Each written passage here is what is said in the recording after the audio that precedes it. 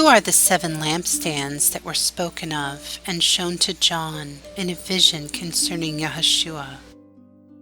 Behold, a mystery. These lampstands are the 7 churches of the world, and the conditions thereof.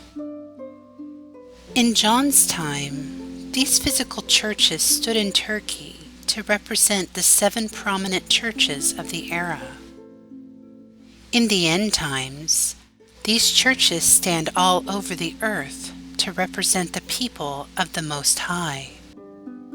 Know ye not that ye are the church? For God does not dwell in temples built by the hands of men.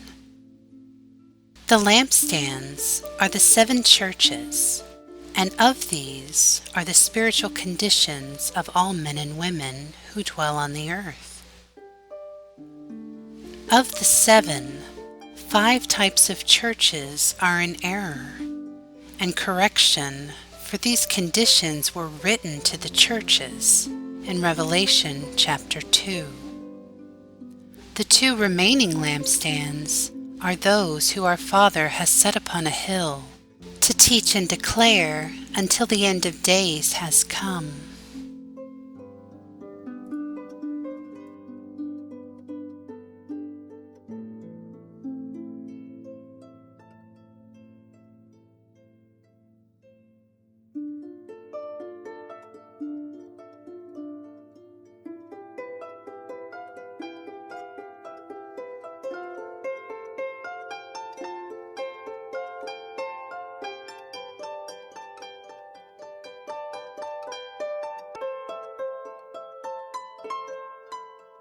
For all 7 are a light unto the earth for those who dwell in darkness, and for those who do not know the love of Yahushua HaMashiach, he who is known as Jesus Christ.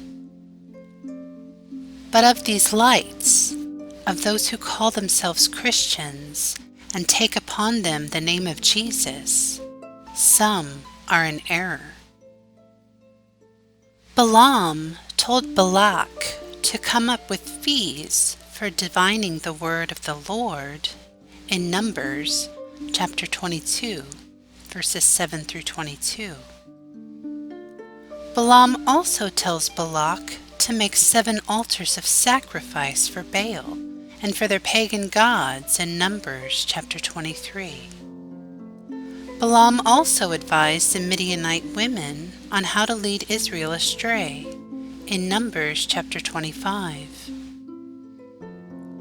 God destroys all of the Israelites who worship Balak and Baal in Deuteronomy chapter 4.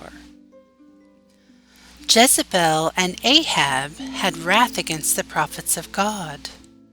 They took things from God's people that were not theirs and blasphemed the name of God in 1 Kings chapter 21.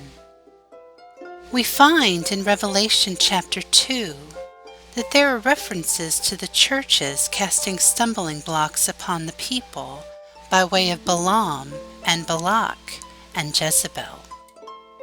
There are also references to the doctrines of the Nicolaitans and a hint at the martyr of Antipas. Acts chapter 6 verse 5 tells us that this Nicholas was a proselyte of Antioch. A proselyte is a person who was not born a Jew and has converted from paganism to Judaism. He then experienced a second conversion, this time turning from Judaism to Christianity. According to the writings of the early church leaders, Nicholas taught a doctrine of compromise, implying that total separation between Christianity and the practice of occult paganism was not essential. From early church records, it seems apparent that this Nicholas of Antioch was so immersed in occulticism, Judaism, and Christianity that he had a stomach for all of it. He had no problem intermingling these belief systems and various concoctions, and saw no reason why believers couldn't continue to fellowship with those still immersed in the black magic of the Roman Empire and its countless mystery cults. We can see from these passages an archetype in the Old Testament of examples that have been copied in today's churches of men.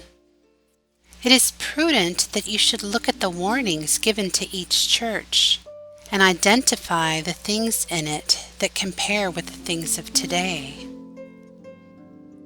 We are God's people, and unless we do the will of our Father, our lampstands will be removed.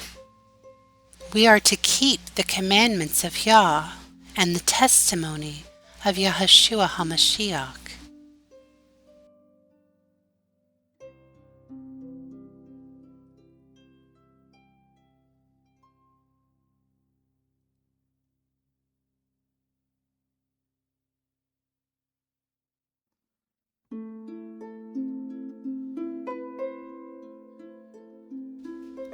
The one who says, I have known him, and keeps not his commandments, he is a liar, and the truth is not in him. 1 John chapter 2, verse 4. Here is the patience of the saints. These are they that keep the commandments of God and the faith of Jesus. Revelation chapter 14, verse 12. Look into the mirror of your Father. Find out how He sees you, not how you see yourself. Are you pleasing to the Most High? Are you doing the will of Yahushua HaMashiach? Are you following the commandments as they were written? Or are you adhering to the doctrines of men, those who cast stumbling blocks upon the children? I pray this finds you well. For all those who have ears to hear, listen to what the Spirit is saying. May the grace of Yahushua be with you.